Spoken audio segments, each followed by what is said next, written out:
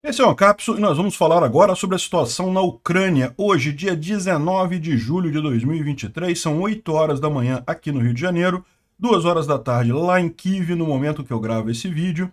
E ontem tivemos, infelizmente, um grande ataque russo aqui à cidade portuária de Odessa. Aparentemente, os russos decidiram retaliar a questão da ponte da Crimeia atingindo a cidade de Odessa. Já tinham feito isso na noite de ontem. Essa noite foi mais um bombardeio muito grande. Foram vários mísseis de vários tipos, calibre, Ra-22, drones e mais um monte de coisa. Infelizmente, tivemos uma morte e vários feridos. O número exato de feridos ainda não está claro. Muita coisa destruída no porto e vários prédios civis também destruídos, né? Um absurdo porque, ao contrário da ponte da Crimeia, que de fato é um alvo militar válido, os russos usam a ponte da Crimeia para transporte de armas e munição e tropas e coisa e tal. O porto de Odessa não é. O porto de Odessa é um porto civil que está longe da linha de frente, que não afeta em nada a guerra, né? Então, assim, embora seja um ataque danoso, realmente a gente vai ver que destruiu bastante coisa lá em Odessa. No final das contas, isso não atrapalha em nada o desempenho militar ucraniano na linha de frente, né? De qualquer forma, muito triste pelos civis que aconteceram, que acabaram sendo afetados por esse bombardeio, mais um crime de guerra russo, né? Bom, além disso, os ucranianos conseguiram atingir um campo de treinamento russo aqui na região de Starikrin, que aqui são esses vários lugarejos aqui. Tem um campo grande de treinamento. Os russos tiveram até que interromper essa estrada que passa por aqui, evacuar todos esses vilarejos aqui, porque o incêndio está descontrolado. Continua pegando fogo em várias coisas ali, a gente vai ver. Era um campo de treinamento, mas aparentemente os russos estavam usando como depósito de munição também ali naquela região, né? Então, no final das contas, foi justamente uma forma dos ucranianos retaliarem também, mas repara, novamente, aqui é um alvo militar, isso daqui, né? Tinha muito equipamento que pegou fogo aqui, ao invés de destruir silo de grãos que eles atingiram lá em Odessa ontem, né? Teve também outros ataques ucranianos à retaguarda russa, como é normal, os ucranianos têm feito esses ataques para diminuir a capacidade russa na retaguarda. Teve alguma coisa aqui na parte norte da Crimeia, teve também em Tokmak e aqui próximo a Donetsk, também a gente vai ver esses casos todos. Em termos de linha de frente, poucas mudanças reais, a gente teve alguma mudança aqui próximo de Piatykhask, com os ucranianos avançando mais aqui na parte sul de Kamiansk. Aparentemente eles já estão usando o fato de que esse rio aqui está praticamente seco para atacar os russos que estão na parte sul aqui. E também tivemos alguns avanços aqui no norte de Bakhmut, né? Aqui na região de Dubovo-Vasilivka, a nordeste de Dubovo-Vasilivka, ou seja, nessa região aqui, os ucranianos conseguiram também avançar por aqui. E vamos falar também sobre o suposto grande contra-ataque russo aqui na região de Kupiansk. Os russos têm tentado avançar aqui, avançaram alguma coisa, a gente falou alguns dias atrás, mas nada significativo, os ucranianos continuam segurando os russos aqui, né? Os números de 100 mil soldados russos impressionam, mas a verdade é que os russos já têm essa quantidade de soldados ali desde o inverno, já tentaram esse contra-ataque outras vezes e não conseguiram também. Ou seja, o mais provável é que isso seja só uma tentativa deles de desviar os esforços ucranianos aqui do sul. Eles sabem que não tem chances de fato de avançar por aqui, ou seja, querem só avançar alguma coisa e tentar distrair os ucranianos. Vamos falar também sobre outros assuntos importantes. Um dado histórico interessante, você sabe quem é a mãe do Vladimir Putin? Pois é, vamos entender essa história, quem é a Vera Putin, que é uma natural da Geórgia. Será que o Putin é georgiano igual o Stalin? Vamos esclarecer esse ponto também. E o próprio Putin parece que não vai no encontro do BRICS mais, né? Ele estava com preocupações com relação a isso, parece que desistiu de ir. E vamos falar também sobre o belo discurso do Boric, mostrando que na esquerda também tem gente com a cabeça no lugar. Aqui na América Latina, por incrível que pareça, ele parece ser o único presidente que está com a cabeça no lugar aqui. Vamos falar sobre esses e outros assuntos em detalhes. Essas notícias foram sugeridas por Peter Dino e Thaís Carla numa moto, Imposto Atrasado do Peter e várias outras pessoas. Obrigado aí ao pessoal que sugeriu a notícia, obrigado a você que está assistindo o nosso vídeo. Se você gosta do nosso conteúdo, por favor, deixe o seu like e se inscreva aqui no canal, né? Pois bem, vendo aqui de forma geral o que aconteceu, ontem os russos fizeram um ataque muito grande aqui em Odessa, né? Dá para ver aqui o momento do ataque. Eles já tinham feito um ataque no dia anterior, né? De anteontem para ontem. De ontem para hoje fizeram mais um ataque muito grande. E se de anteontem para ontem a gente não sabia se eles tinham atingido alguma coisa, eu expliquei para vocês, os ucranianos disseram que derrubaram todos os 6 mísseis calibre de anteontem para ontem. Hoje, não tem dúvida, atingiram sim várias infraestruturas ali no porto de Odessa, né? E mesmo na cidade, aqui ó, dentro da cidade, atingiram também prédios ali. Enfim, é um absurdo. Odessa é uma cidade totalmente civil, não faz nem sentido para os ucranianos usarem ela para outra coisa, porque ela está longe da linha de frente, não tem nenhuma repercussão, que tem várias outras cidades maiores para se usar aqui, e nada de arma pode entrar no Mar Negro por questão do tratado aqui do Estreito de Bósforo. Em guerra, né, navios militares não podem entrar, então a Ucrânia não tem como receber armas e coisa e tal. Então é uma besteira completa. Atacaram a cidade exatamente para fingir uma resposta pela ponte de Kerch. Só que é uma resposta injusta, porque como eu falei, a ponte de Kerch, ou a ponte da Crimeia, é um alvo militar válido. Os russos usam a ponte da Crimeia para alimentar suas tropas, para mandar armas, mandar munição e coisa e tal. O porto de Odessa não tem nada disso, né? O que o Putin quis fazer é que, não vou aceitar o acordo de grãos e coisa e tal. Eu já falei para vocês, ele vai acabar aceitando isso. Ele está querendo fazer um negócio muito forte agora, só para fingir que é macho, né? E daqui a pouco, daqui a 1, 2 semanas, ele volta atrás e aceita, porque todos os aliados do Putin, inclusive, querem esse acordo de grãos, né? Então, teve muito dano em infraestruturas civis, teve dano em infraestruturas do porto. Isso aqui são silos de grãos, né, que são usados justamente para exportação lá. Dá para ver que foi destruído os silos ali, né, elevador, esse troço todo de transporte de grãos. Nada, zero importância militar isso aqui, nenhuma ligação com o militar. E mesmo que você fale assim, mas isso daí está penalizando a Ucrânia financeiramente, coisa e tal, a verdade é que os países da Europa e os Estados Unidos já se comprometeram a manter a Ucrânia funcionando durante esse período da guerra, então não vai afetar em nada o esforço militar ucraniano nesse período, né? Foi puramente para penalizar os civis, né? A Rússia acaba penalizando os civis ali na região de Odessa, né? Então certamente vai ser difícil retomar o acordo de grãos por aqui. Nada disso daqui é muito demorado de ser consertado, é só infraestrutura, mas certamente vai levar um tempo para se recuperar isso daí.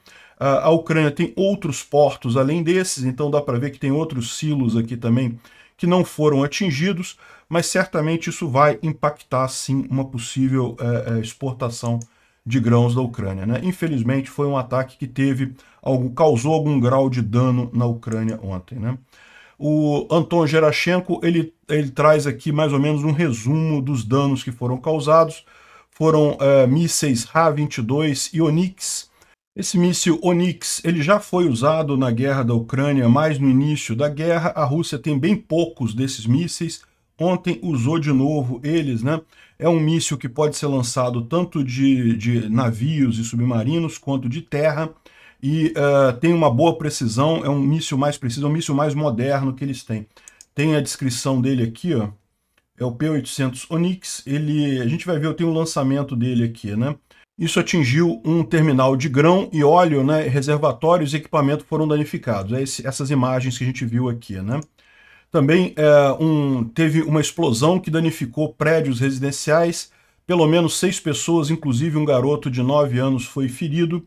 Infelizmente, a gente tem a notícia também que houve uma pessoa morta nesse ataque em Odessa ontem, além dos feridos. O número de feridos ainda não está certo ainda. A defesa aérea ucraniana derrubou um Ra-59, próximo da costa, ele acabou caindo num dos distritos de Odessa, criando uma cratera grande e danificando os prédios ao entorno dele, né? 3 pessoas foram feridas nesse daqui. É essa imagem que tem aqui, ó. Uma cratera enorme, dá para ver que danificou o prédio aqui, quebrou janelas e coisa e tal, mas felizmente não atingiu o prédio, né? Se tivesse atingido o prédio, poderia ser muito pior isso daqui, né? 2 objetos industriais e 2 armazéns também foram atingidos em um dos distritos. Uma pessoa foi ferida nisso daí. 8 drones Shahid foram derrubados na região de Odessa. Fragmentos danificaram um hotel e feriram mais 2 pessoas, né? Então você vê que tem um monte de feridos aqui. Infelizmente tem uma pessoa morta também, infelizmente a gente já sabe disso. E um monte de coisas foram atingidas aqui em Odessa, infelizmente. Isso apesar dos ucranianos terem usado as defesas antiaéreas. Aqui a gente tem um resumo das interceptações, né? Olha só, dos 16 mísseis calibre, 13 foram derrubados pela defesa antiaérea, mas 3 conseguiram atingir o alvo. 23 dos 32 drones Shahid também foram derrubados e o único Ra-59 também foi derrubado. Além desses, teve 8 Ra-22 e 6 Onyx que foram lançados, que não foram derrubados, não foram interceptados pela defesa antiaérea ucraniana. Ou seja, realmente isso acabou gerando muito dano ali em Odessa, né? Agora, como a gente viu, embora esse dano seja significativo, não tem nada aqui que não possa ser reparado e não vai faltar nada no esforço de guerra ucraniano no final das contas. Então essa vitória aqui é uma vitória de pirro dos russos, de destruir uma cidade civil, só causou dano aos civis e problemas ali, né? Essa daqui é uma imagem que está circulando justamente da visão da defesa antiaérea ucraniana no momento, né? Então dá para ver como é que é complexo realmente você conseguir parar um ataque deste tamanho. Repara que tem várias ondas de drones vindo aqui, de drones e mísseis e coisa e tal. Aqui é a cidade de Odessa, nessa parte daqui. Aqui tem outros portos também, não foi só Odessa que foi visado, foram 3 portos também que foram atingidos aqui, ó. O pessoal está colocando aqui que foi Odessa, Pivdeny e Chornomorsk. Foram os 3 portos que foram visados por esse ataque. E também a ponte entre Belgorod e Dniprovsk também foi atingida, ou tentaram atingir essa ponte aqui, ó, nesse estuário aqui que conecta essa parte da Ucrânia com o resto da Ucrânia, né? Se você reparar, só tem 2 maneiras de chegar nesse sul aqui da Ucrânia: ou você passa por essa ponte, ou você tem que atravessar o território da Moldova, né? Tudo bem que é um trecho pequeno e tem acordo que permite que a Ucrânia use essa estrada aqui para passar pela Moldova, mas de qualquer forma o caminho mais tranquilo é essa ponte que foi destruída aqui. Mas aquele negócio, a Ucrânia não está fazendo guerra aqui, não tem nada de significativo nessa região, né? Foi realmente para atacar civis, esse tipo de coisa, né? Realmente impressionante essa imagem aqui. Você vê aqui a dificuldade que é derrubar os mísseis. Eles fazem trajetórias diferentes para confundir a defesa antiaérea e coisa e tal. Além disso, eu acredito que Odessa não deveria ter o top de defesa antiaérea ucraniano, porque a verdade é que, como eu disse, Odessa está meio fora da guerra, não é uma cidade que está diretamente na guerra, então acabou sendo muito atingida ali, né? Infelizmente. Mas não é nada que vá prejudicar no longo prazo, no final das contas. Aqui, ó, é a imagem do lançamento dos foguetes aqui, olha só. Esse daqui provavelmente é o lançamento do foguete Onyx, tá vendo? Lançado de terra lá em Sevastopol, né, da base militar russa lá em Sevastopol. Dá para ver aqui a importância de se libertar a Crimeia de lá. Algumas pessoas colocaram isso daqui como sendo ataque ucraniano a Sevastopol. Olha só, Sevastopol, temporariamente ocupada, recebeu um ataque de retaliação dos ucranianos. Mas não, essa nuvem aqui é a nuvem da saída dos mísseis Onyx a partir de Sevastopol, né?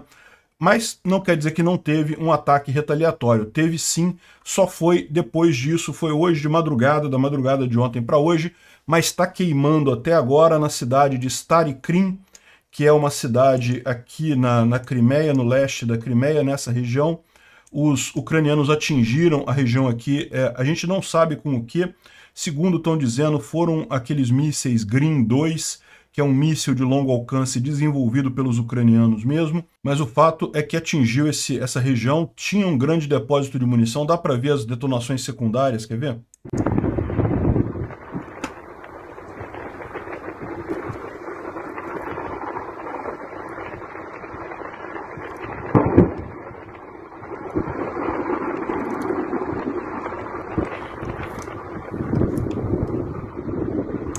Muita detonação secundária, né?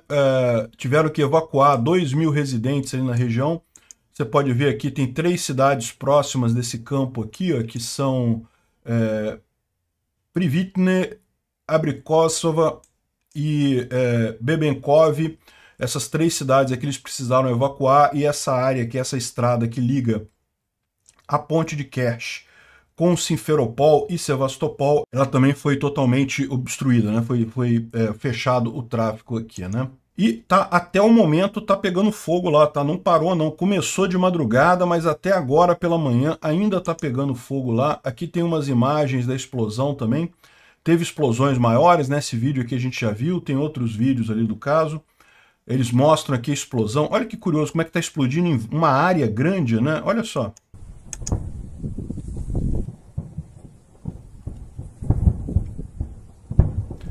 A impressão que dá é que é realmente uma área muito grande com munição ali e a coisa explodindo em vários lugares, né? Teve algumas explosões muito grandes. Eu imagino que eles tenham muita coisa ali, porque o fato deles evacuarem as cidades é sinal que eles estão preocupados. Se fosse a explosão só ali no campo de munição ali, só no armazém de munição, é porque eles devem ter coisas mais sérias ali. E teve algumas explosões que foram realmente muito grandes aqui, como essa aqui, ó. Dá para ver que realmente pegou coisa com muita força, né? O campo que teria explodido é isso daqui, dá para ver claramente que isso daqui é um depósito de munição, tá vendo? Tem armazéns aqui, tem um monte de caminhão, provavelmente com munição, com transporte de munição aqui. Ou seja, dá para ver que é alguma coisa bem grande aqui, né? Eles dizem que é um campo de treinamento, que é um campo de tiro só que foi atingido. Mas, cara, isso aqui não é um campo de tiro, olha só, isso é muito grande, né, para ser um campo de tiro só. Tem vários armazéns aqui, isso daqui realmente tem uma quantidade grande de munição nessa região aqui, né? E a grande questão foi a cerca de 230 quilômetros da linha de frente, né? E aí que vem a dúvida, porque os ucranianos, eles têm o HIMARS, que vai até 90 quilômetros mais ou menos, tem o Storm Shadow, que vai até 150 quilômetros, mas até 230 quilômetros não tem muita coisa. Tem drones, mas o ATACMS, por exemplo, que vai a 300 quilômetros, eles não têm, né? Então, a gente vai ver aqui que uma das suspeitas que eles estão colocando aqui, ó, justamente a suspeita que está trazendo o site Dois Majores, aqui ó, tem a tradução aqui desse... Esse blogger aqui é um blogger militar russo, Dois Majores, e ele está falando aqui que por volta de 4h30 da manhã chegaram 3 mísseis Green 2 naquele campo lá, né? Isso vai queimar por um dia inteiro. Enfim, segundo as recomendações das autoridades da região, não chegue próximo do local. Ou seja, o que ele está dizendo aqui é que foram os mísseis de fabricação ucraniana mesmo que foram usados nesse ponto aqui, né? Então, é isso que está acontecendo. É uma retaliação aí ao ataque de Odessa, mas novamente uma retaliação dentro do esperado, ou seja, uma retaliação militar. É assim que faz uso. Você retalia dentro de objetivos militares, não com civis, né? Enfim, aqui tem um outro caso aqui que saiu também de um outro lugar na Crimeia que foi atingido também ontem por drones, né? Então seria nessa região aqui, no vilarejo de Rosdolno, e nessa região aqui ao norte da Crimeia, e que teria pego fogo bastante lá na base. Essa aqui é a imagem da base militar ali na região, onde teria sido atingido isso, e tem aqui a imagem da coisa toda pegando fogo. Então teria mais uma base militar russa que teria sido atingida ontem, e essa daqui foi com drones, né? Vamos tentar ver se dá para ouvir alguma coisa aqui.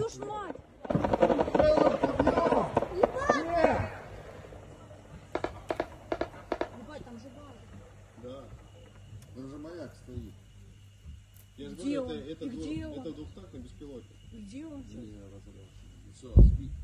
Взорвался, нахуй. Все, взорвался, да. Так он вот здесь летел сейчас. Его сбивали здесь. Вы лучше отойдите, потому что... Он базу взорвали, нахуй. База горит. База. Ou seja, deu para ouvir no início o pessoal da base ali tentando derrubar os drones, né, com tiros, né, eles tentam derrubar com tiros normais, não conseguiram, alguma coisa foi atingida ali nessa base aqui na cidade de Rostov. Também teve aqui um ataque em Donetsk, aqui mais uma vez nessa região aqui, Yasinuvata, nessa região aqui teve esse ataque também aqui. Минут 5 назад что-то прихерячили у нас, видишь, Шира? Я тебе высылаю. Deu para ver uma coluna bem grande aqui de fumaça preta, alguma coisa foi atingida ali também na região de Donetsk. Aqui a gente tem a informação de que 2 mísseis atingiram a torre de televisão na cidade de Tokmak, né? Então os ucranianos derrubaram essa torre de televisão, muito provavelmente porque ela também estava sendo usada para comunicações das tropas russas, então é uma forma de dificultar a comunicação russa aqui em Tokmak. E como eu lembro sempre, né, essas são apenas algumas dos ataques feitos na retaguarda que a gente tem informação. É bem provável que tenham havido outros ataques também na retaguarda aí ao longo do dia de ontem para hoje, né? Outra coisa importante também, além dos ataques russos aqui em Odessa, houve outros ataques menores aqui em outras regiões da Ucrânia, mas certamente o foco ontem foi Odessa aqui, né? Bom, a gente tem algumas informações interessantes, pouca coisa sobre linha de frente, está relativamente calmo isso, mas aqui ó, os ucranianos tomaram posições aqui nessa região ao sul de Kamiansk, né? Na verdade aqui mais a leste de Kamiansk, eles atravessaram esse rio aqui. Esse rio normalmente ele ficava cheio aqui essa área toda, mas com o final do reservatório lá de Nova Kakhovka, no final aqui está vazio, os ucranianos aproveitaram isso para tomar essa região aqui. E isso é importante justamente porque abre caminho para eles fazerem um ataque aqui no sul de Kamiansk, né? Então, se você olhar aqui, Kamiansk é essa cidadezinha aqui, que é justamente a linha de frente aqui na batalha na região de Zaporizhia. E durante muito tempo estava a parte norte com os ucranianos, a parte sul com os russos, né? A parte sul inclui tudo ao sul desse rio, Yanitsekrak. Eu acho que é assim que pronuncia isso. Mas, enfim, o rio, esse rio aqui, né? E os ucranianos estavam com o norte, os russos estavam com o sul. E o que está acontecendo agora é que esse rio secou, então os ucranianos conseguiram avançar nessa região aqui, já ao sul do rio. E com isso eles têm posições agora com muita facilidade para atacar o resto da cidade que está aqui, né? Lembrando que isso daqui é próximo de Piatihat, Lobkov, Jerebian, que é aquela região que também está avançando os ucranianos aqui. A tentativa deles de tomar Jerebian, que já está demorando alguns dias para acontecer isso, mas de qualquer forma é uma boa notícia que eles estão entrando aqui pelo norte também para ameaçar essa outra cidade, né? O pessoal está mostrando aqui como que o rio aqui nessa região está quase todo seco aqui, né? Realmente ficou só um filete d'água aqui no final das contas. Em tese dá para atravessar até por aqui, seria muito fácil fazer isso. O problema certamente é que não é uma região firme, né? O solo ainda deve estar muito lamacento por aqui. E também você teria dificuldade das pessoas verem você fazendo o ataque por aqui, né? Então, de qualquer forma, esse ataque aqui pelo leste parece ser a melhor opção, né? Isso daqui era antes, como é que era o estuário antes, e agora, como ele está agora, totalmente seco. Aqui em Bakhmut, a notícia que a gente tem é que os ucranianos teriam avançado a nordeste de Orihovo-Vasilivka, né? Aqui em Bakhmut. Veja, é lógico, evidentemente que teve também ação aqui em Orihiv, em Velika Novosilka e vários outros lugares, mas o que a gente tem confirmação de algum avanço também é aqui em Dubovo-Vasilivka, basicamente a nordeste do Dubovo-Vasilivka, ou seja, nessa região aqui, os ucranianos conseguiram algum avanço, né? Com eles avançando aqui em Berivka ao sul e aqui pela M3 aqui ao norte, a situação dos russos aqui em Dubovo-Vasilivka vai ficando cada vez mais complicada, como eles estão dizendo aqui, né? E aqui é uma outra repetição de basicamente a mesma informação. no curso dos combates, das operações de combate, os ocupantes russos foram forçados a se retirar das posições a nordeste de Orihovo-Vasilivka, ou seja, ali da M3, né? Também é interessante falar sobre a situação ali em Bakhmut, esse post aqui no Telegram russo falando sobre a capacidade de electronic warfare, né, de guerra eletrônica dos ucranianos. Segundo os russos estão dizendo aqui que essa guerra, o uso de drones está sendo contrabalançado com guerra eletrônica, então os dois lados estão tentando atrapalhar o outro lado, os usos de drones do outro lado, mas os ucranianos estão levando a melhor nisso daqui, eles conseguem agir mais rápido, trazer equipamentos mais potentes, né? Então, aqui, ó, o inimigo entende isso muito bem e já está preparando esse tipo de solução em casa, principalmente no que tange a drones, né? Uma vez que a competição entre o equipamento de guerra eletrônica e meios de transmissão de sinal de UAV, nós estamos perdendo para o inimigo na maior parte da linha de frente, né? Esse blogger é russo, então quando ele diz que nós estamos perdendo, quer dizer que os ucranianos estão ganhando, né? Enfim, muita gente está dizendo que isso daqui é função de um sistema de defesa antiaéreo feito pela Omni. Não sei se é só isso, deve ter mais coisa também, mas certamente os ucranianos têm feito esse tipo de ação aqui, né? E bom, com relação ao ataque russo lá na região de Kupiansk, né, a gente tinha mencionado isso, aqui em Kupiansk mais ao norte, os russos juntaram 100 mil soldados de tropa, isso é muita coisa, né? Só para vocês lembrarem, a invasão inicial da Ucrânia foi feita com 120 mil tropas russas, né? Então 100 mil tropas aqui é muita coisa mesmo, muitos tanques e coisa e tal, e estavam querendo avançar aqui em direção a Kupiansk. Falaram isso já alguns dias atrás, a gente não vê nenhuma mudança aqui na linha de frente, segundo informações que a gente tem, eles avançaram alguma coisa nessa floresta aqui, próximo de Liman-Persky, alguma coisa aqui em Vilchana, mas nada significativo no final das contas, e aparentemente, segundo diz aqui a Hanna Maliar, que ela é vice-ministra da defesa da Ucrânia, o objetivo dos russos nessa região é tentar retomar, lógico, algumas posições que eles perderam ao longo dos últimos meses e forçar a Ucrânia a transferir reservas dessa área, tirando de outras direções, né? A Ucrânia ainda não comprometeu o grosso de suas tropas aqui em Zaporísia, ainda está esperando a melhor ocasião para fazer esse ataque direto aqui em Zaporísia, e os russos querem evitar esse tipo de coisa, querem que a Ucrânia se preocupe em manter a posição, manter os pontos que ela havia conquistado aqui neste lado, né? Então, segundo ela diz, 100 mil soldados é muita coisa, mas na verdade os russos já tinham isso durante todo o inverno. Eles fizeram esse ataque durante o inverno também e não conseguiram avançar nada durante todo o inverno, né? O fato é o seguinte, são 100 mil tropas, você pode dizer, quase o mesmo número de tropas que invadiu a Ucrânia no dia 22 de fevereiro. Só que aquelas tropas que invadiram a Ucrânia no dia 22 de fevereiro eram tropas com muito treinamento, eram tropas plenamente capacitadas, eram tropas com top do armamento, os melhores tanques, melhores armas, melhor tudo.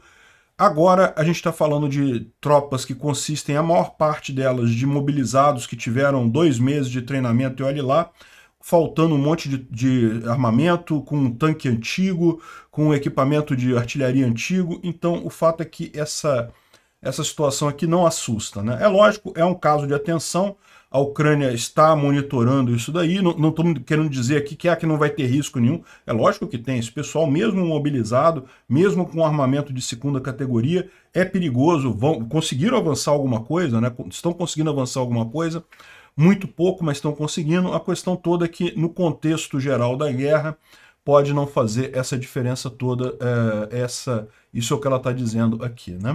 O Instituto para o Estudo da Guerra está falando aqui sobre o ataque na ponte de Kerch, né, na ponte da Crimeia, e da retaliação russa contra o sul da Ucrânia, contra Odessa. Não foi só Odessa, como eu falei, outros portos também foram visados ali. Enfim, não tem nenhuma grande novidade aqui. Um ponto interessante, curioso aqui, é o Telegraph, que está dizendo que o Lukashenko, né, e as autoridades de Belarus estão envolvidas na deportação de crianças ucranianas. Circulou um vídeo de um teatro cheio de crianças cantando lemas de guerra contra a Ucrânia e a favor da Rússia. E segundo estão dizendo, esse teatro cheio de crianças eram crianças ucranianas retiradas pelos russos, né? Muito triste esse tipo de coisa, e isso teria acontecido lá em Belarus. Parece que a Rússia nacionalizou a companhia francesa Danone, que não queria fazer mais negócios na Rússia, e colocou para presidir ela o Yakub Zakriev, que é sobrinho do Kadyrov lá, né? E é aquilo que eu falo para vocês, né? Por isso que não adianta esse negócio, essa ideia do pessoal, vamos nacionalizar tudo, tá vendo? A Rússia não vai sofrer nada, porque eu vou pegar a companhia francesa e vou nacionalizar ela, olha que maravilha, coisa e tal. Vai botar um cara incompetente para gerir a companhia, em muito pouco tempo essa coisa vai estar dando prejuízo, gerando problema, né? Existe uma tendência em muita gente de desvalorizar a gerência de empresas, achar que, não, gerência, quem faz o trabalho são os funcionários, a gerência não fica fazendo nada ali, não tem importância, mas a verdade é que tomar decisões corretas em nível gerencial, em nível de controle de companhia, é difícil pra caramba, é uma capacidade que poucas pessoas têm, né? Aí o pessoal comunista fica achando, vou botar o cara aqui para controlar a companhia vai pro saco. Os russos publicaram um vídeo dizendo que estão produzindo uma quantidade enorme de drones Lancet, que são aqueles drones suicidas, né, que têm realmente conseguido resultados bons contra os ucranianos. Aí estão falando aqui que vão fazer mais de 1000 drones Lancet, coisa e tal, e vão fazer com questão de ataque via swarm, né, de bando e coisa e tal.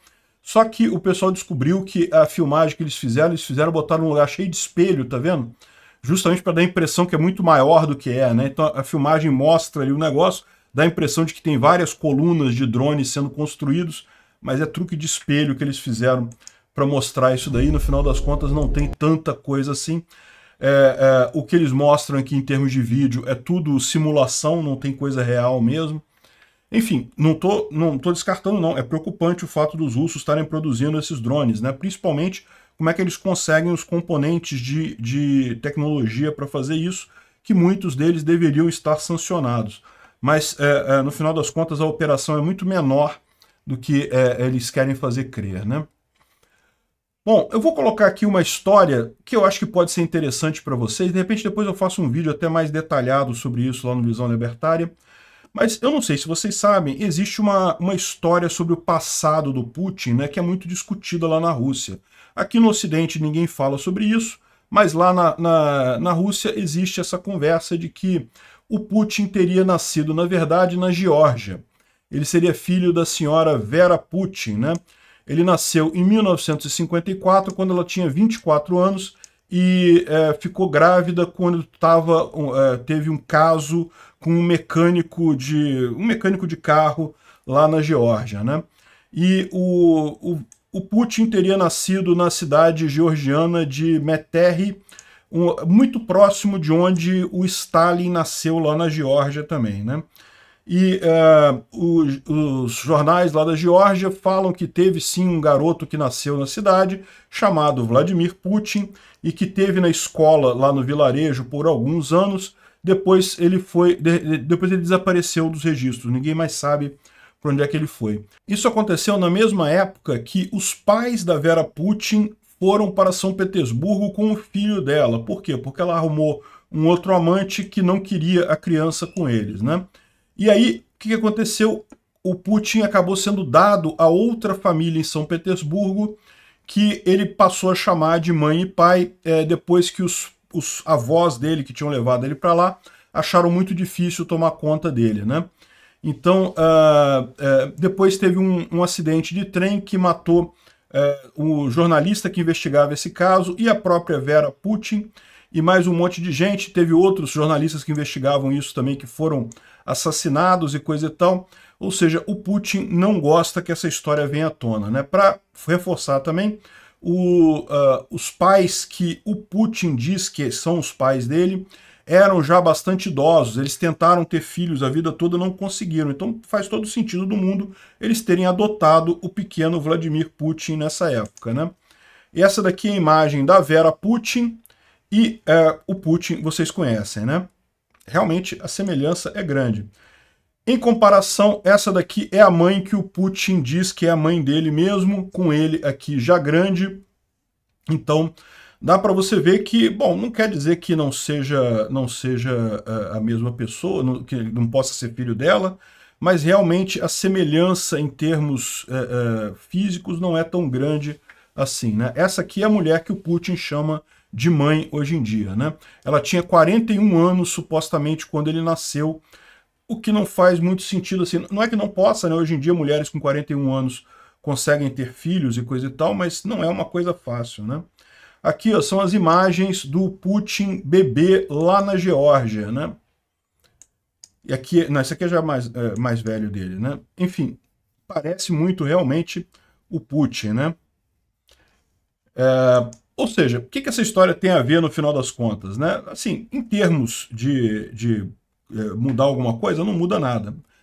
Algumas pessoas falam assim, poxa, o Stalin também era dali, qual o problema, né? A questão toda é justamente que o Stalin, ele era presidente da União Soviética. A União Soviética incluía a Geórgia. A Geórgia era parte da União Soviética, então não teria nenhum problema o presidente da União Soviética ser da Geórgia, né? O Putin é presidente da Rússia, a Geórgia não faz parte da Rússia. Então, assim, como a maior parte dos países, a Rússia tem proibição de pessoas que não são naturais do seu país de ser presidente, né? Talvez por isso que o Putin não goste dessa história, tentou, e tanta gente que investigou essa história acabou morrendo aí, o Putin não gosta de falar sobre isso. Fica aí a critério de vocês. Não estou dizendo que tenha nenhuma importância grande, mas é uma curiosidade interessante para a gente saber aqui nessa guerra, né? Temos notícias de mais apoio para a Ucrânia do Ocidente. O Austin, que é o secretário de Defesa americano, diz que vai continuar a prover a Ucrânia com mais Bradleys, Strykers e outros sistemas de artilharia, ou seja, não tem problema perder na linha de frente, a gente tem mais aqui para repor lá, o que é uma coisa excelente. A Bulgária acabou de aumentar a produção de munição em 200%. Ele já tem o maior arsenal entre as antigas repúblicas que eram ligadas ali da cortina de ferro, né, que usavam armamento soviético. Isso é ótimo porque a Bulgária agora tem um primeiro-ministro que é pró-Ucrânia. A Bulgária tem um presidente que é pró-Rússia, mas agora o governo, né, o primeiro-ministro, é pró-Ucrânia, então eles estão dando um jeito de exportar essas armas via terceiros países. Eles não exportam diretamente, mas exportam, por exemplo, para a Polônia exportar para a Ucrânia, ou exportam para a Romênia exportar para a Ucrânia, né? De acordo com os americanos, a Ucrânia preparou 17 brigadas de combate para fazer a contraofensiva. Mais de 63 mil homens, né? E ainda não usou praticamente nada disso, está segurando essas brigadas para usar no momento correto. Vamos aguardar, essa contraofensiva ainda vai ter surpresas por aí, hein? Outra coisa, saiu a notícia que os Estados Unidos vai anunciar mais um pacote de apoio militar à Ucrânia no valor de 1,3 bilhões. E lógico, isso já está deixando o pessoal Russetti chateado, né? Essa conta de Russetti aqui está falando aqui que os Estados Unidos anunciaram um pacote de 1,3 milhões de ajuda para a Ucrânia. E olha só uma imagem da casa do Zelensky, né? Querendo dar a entender que o Zelensky está pegando esse dinheiro e construindo a casa dele. O que, primeiro, não tem lógica nenhuma, porque esse ajuda é ajuda militar. Os Estados Unidos não dão dinheiro para a Ucrânia necessariamente, eles dão ajuda militar, o valor de ajuda financeira é por outro caminho. E outra coisa, essa casa aqui é uma casa muito bonita, né? Poderia ser uma casa do Zelensky mesmo. O Zelensky tem dinheiro, como eu falei para vocês, ele era um empresário muito rico na Ucrânia quando se candidatou. Você poderia mais ou menos comparar ele com o Silvio Santos aqui no Brasil, um cara que começou como ator, como comediante, coisa e tal, mas acabou construindo um império de mídia lá na Ucrânia. Então o cara tem dinheiro, ele poderia ter uma casa dessa sem problema nenhum, não precisa de dinheiro dos Estados Unidos para isso não. Mas, como é tradicional, o pessoal viu que essa casa aqui não fica nem na Ucrânia, fica na França, se não me engano, né? Pegaram uma imagem de uma casa na França para fazer a fake news lá, não tem nada a ver com Zelensky, com nada, né? É um hotel, na verdade, que fica na Riviera Francesa. Você pode alugar aqui, ó, tem 5 quartos, você pode alugar lá essa casa na Riviera Francesa. Nem na Ucrânia é esse daqui. Mas enfim, normal, né? Russo mentindo. Ó, que novidade, né? Enfim, Agora, outra coisa que chamou atenção ontem foi a questão da participação do Putin no encontro dos BRICS em agosto, né? O governo sul-americano consultou o Tribunal Penal Internacional dizendo que se ele prendesse o Putin, né, que a Rússia ameaçou a África do Sul com guerra caso o Putin fosse preso, né? É lógico, eles estão fazendo isso daqui porque ele queria obter do Tribunal Penal Internacional a licença para não prender o Putin quando o Putin fosse na África do Sul, né? Então ele fez uma apelação para a Corte Internacional para falar, olha só, a Rússia ameaçou guerra contra a gente. Eu não creio que a Rússia fosse realmente fazer guerra contra a África do Sul, até porque ela não consegue fazer guerra com ninguém nesse momento, né? Muito mal está conseguindo se manter ali de pé perto da Ucrânia, né? Mas enfim, de qualquer forma, mostra como é que é o ambiente dos BRICS, né? Todo mundo, a China e a Rússia, a China e a Índia em guerra ali no Tibete, a Rússia ameaçando guerra com a África do Sul e coisa e tal. De qualquer forma, parece que esse apelo que ele fez ao Tribunal Penal Internacional não surtiu efeito, tá? Porque saiu a notícia agora de que o Putin não vai ao encontro da África do Sul, o encontro do Putin na África do Sul, ele confirmou agora que não vai, até porque mesmo que o governo não quisesse prender ele, parece que o principal partido de oposição tinha apelado para a Suprema Corte do país para forçar a prisão do Putin, né? E não seria difícil, com a ajuda estrangeira, alguém fazer uma prisão do Putin rápida lá na África do Sul. Eu não sei se o pessoal faria isso, né? Mas poderia fazer. Então o Putin achou melhor fugir, como é tradicional de todo covarde, né? Bom, agora, uma coisa que chamou muita atenção ontem, vocês sabem, está vendo o encontro da União Europeia com a CELAC, que são os países latino-americanos. Infelizmente, a gente falou sobre isso no vídeo de ontem, o Lula falando um monte de merda, dizendo que não, que temos que fazer a paz, seguindo tudo que o Putin quer e não sei o que lá. Ou seja, a esquerda latino-americana é nojenta, é realmente uma coisa assim detestável essa posição do Lula. E não é só dele também do cara da Venezuela, da Nicarágua, de Cuba, né? Olha a grande surpresa, o Brasil alinhado com Nicarágua, Cuba, Venezuela, tornando inelegível o principal opositor do Lula, igualzinho Venezuela faz, igualzinho Nicarágua faz, igualzinho Cuba faz. É o mesmo modus operandi, uma vergonha esse governo Lula, né? Mas enfim, o Boric, que também é da esquerda aqui na América Latina, mas é um cara que desde o início se posicionou como uma esquerda mais nova, uma esquerda realmente moderna, né, ao contrário dessa velharia esquerdista que a gente tem aqui no Brasil, ele tá se colocando na posição certa, né? Ele falou lá, olha só, hoje nesse lugar está em debate a situação na Ucrânia.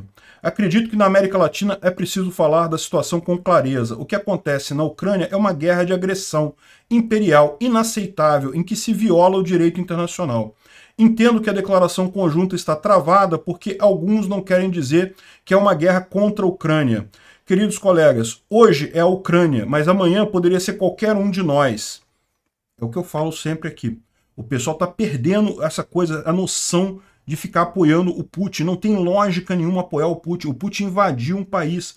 O Putin tem tropa aqui na Venezuela. Pode ser o Brasil, pode ser a Venezuela, pode ser qualquer país aqui invadido amanhã, se a gente considera que é aceitável agora um país só porque ele é mais forte, só porque ele tem um exército maior, então ele pode anexar o vizinho. Que negócio é esse? Que história é essa, né? Que mundo é esse que esse pessoal quer viver? Pois é, eu digo para você que mundo é esse. É o mundo de ditaduras socialistas que o Lula quer jogar a gente. O Lula, o Maduro, o Ortega, o Canel Dias, esse pessoal socialista da América Latina adora ditadura, né? Não sei até hoje, não sei até agora como que teve gente que caiu naquele papo de cartinha da democracia aqui no Brasil. O Lula é um ditador. Obrigado por assistir o vídeo até o final. Além de curtir, compartilhar e se inscrever no canal, considere se tornar patrocinador com valores a partir de R$ 1,99. Clique no botão Seja Membro abaixo para saber as condições e vantagens de patrocinar o canal. Mais informações sobre o nosso projeto, visite nossos sites indicados na tela.